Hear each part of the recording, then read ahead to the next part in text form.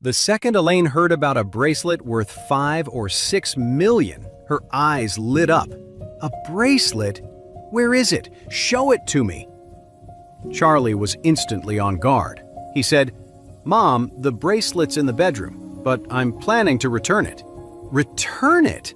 Elaine frowned. Are you out of your mind? Returning something worth $6 million.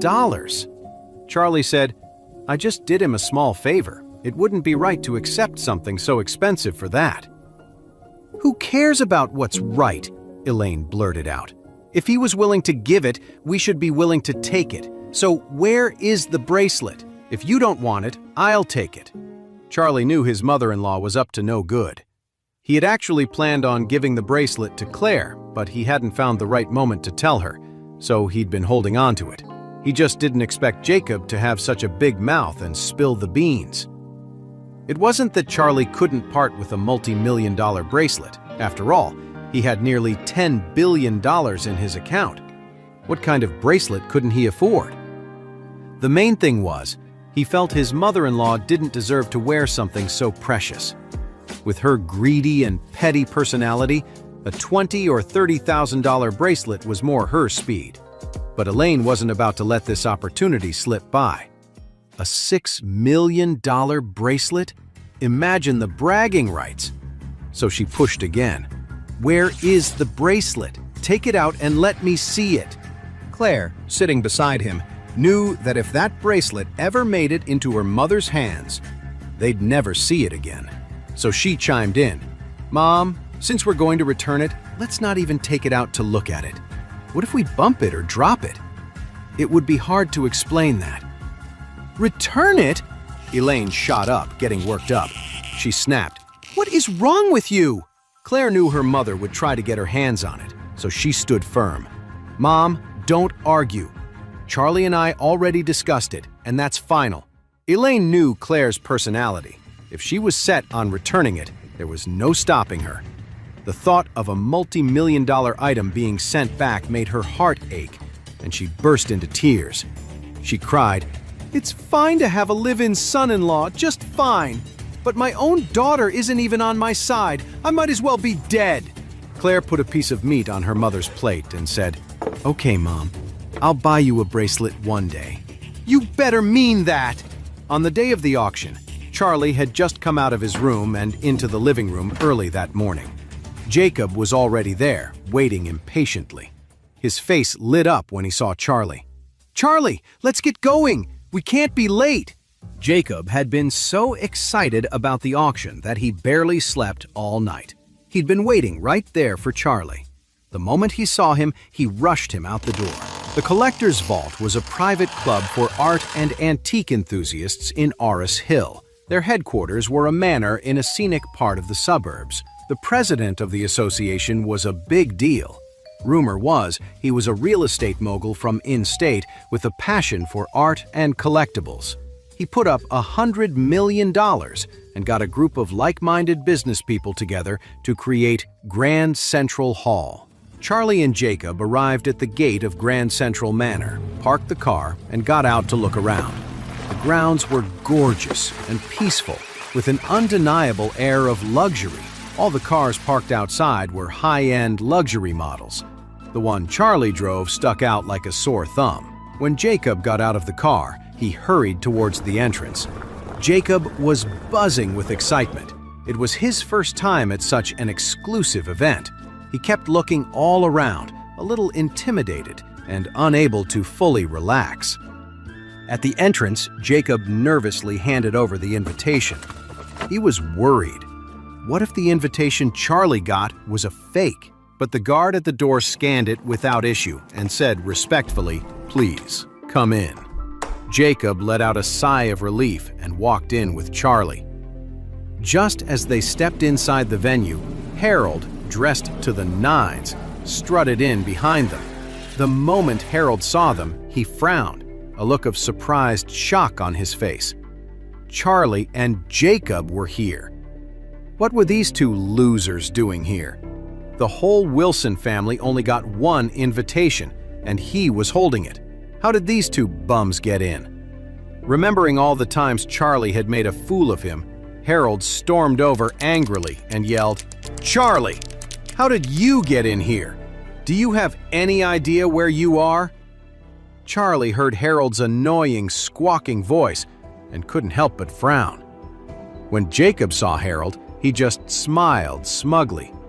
"Oh, Harold, you're here too."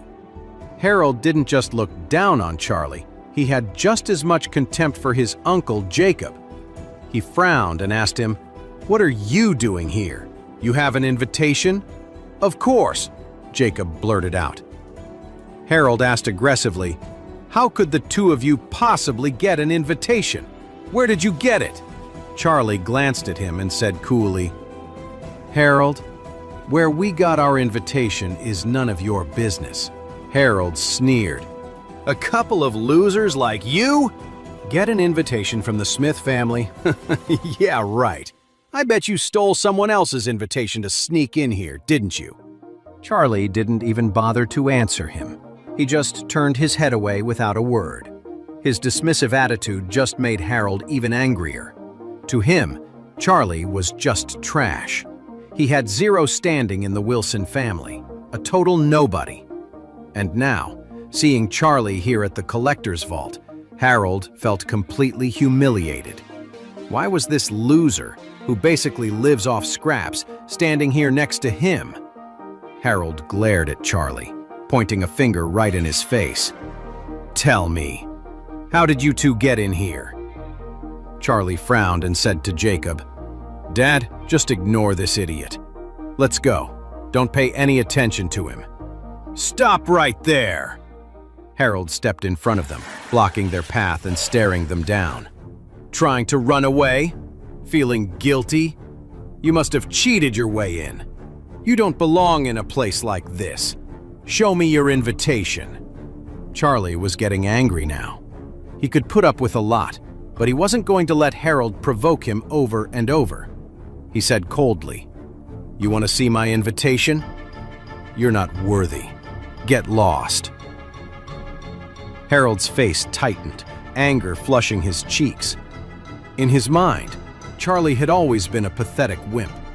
How dare he tell him to get lost? Harold grabbed Charlie's arm and said icily, "You're not leaving until you explain yourself." Harold lunged at him, but Charlie sidestepped him easily.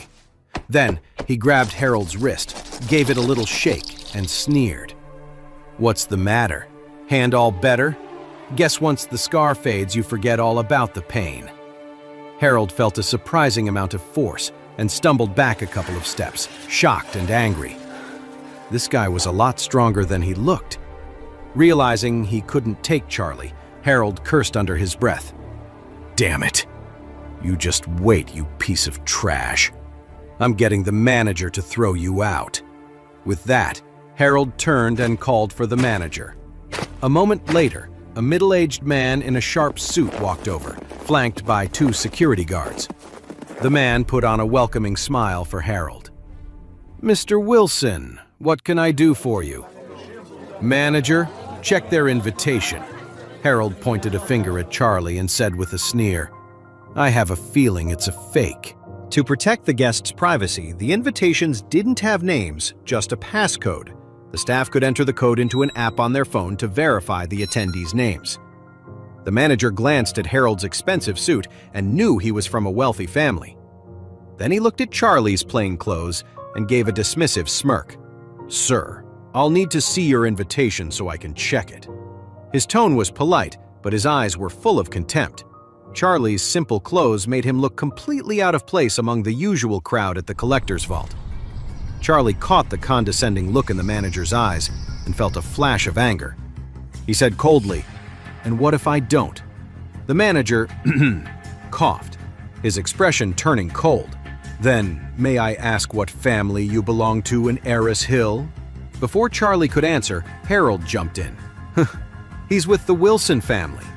"Well, not really. He's a house husband married into our family. He's not really a Wilson. He's more like our dog." The words house husband told the manager everything he needed to know. Why would anyone with any real status in Heir's Hill become a house husband? The manager's face hardened. "All right, let's have it. How did you get in here? Dealing with this whole group was getting on Charlie's nerves. He was also pretty disappointed that the collector's vault treated its guests so differently based on how they looked. He said coldly, "I walked in, of course." The manager figured Charlie was a nobody, so he dropped the questions and said coldly, "If you don't follow the rules and show me your invitation for inspection, then I'm going to have to ask you to leave." After he spoke, he waved his hand, and the two security guards immediately stepped forward, surrounding Charlie. When Jacob saw what was happening, he started to panic. He was worried there was a problem with the invitation, so he quickly said to Charlie, "Charlie, I think we should just go. Let's not cause any trouble." Charlie frowned, a little surprised. "Dad, you don't want to see the auction anymore?" Jacob shook his head. "No, I'm done. We shouldn't have come here in the first place. It'll be too embarrassing if they kick us out." Charlie nodded, seeing that Jacob had made up his mind. He didn't say anything else. It was just an auction, and he wasn't really here for it anyway. Since Jacob didn't want to stay, there was no reason to stick around and deal with these people. As for Warnia, if she asked about it later, he'd just tell her, "Sorry, but I guess I'm not good enough for a place owned by the Smith family." With that, he turned and started to leave with Jacob. Harold laughed obnoxiously behind them. "You two losers, scared now? Got a guilty conscience? You really have a death wish, trying to sneak into a Smith family auction?" Charlie ignored him and kept walking. Just then, a sudden commotion erupted from the crowd. To know more, listen to the audio series Heir in Hiding, only on the Pocket FM app.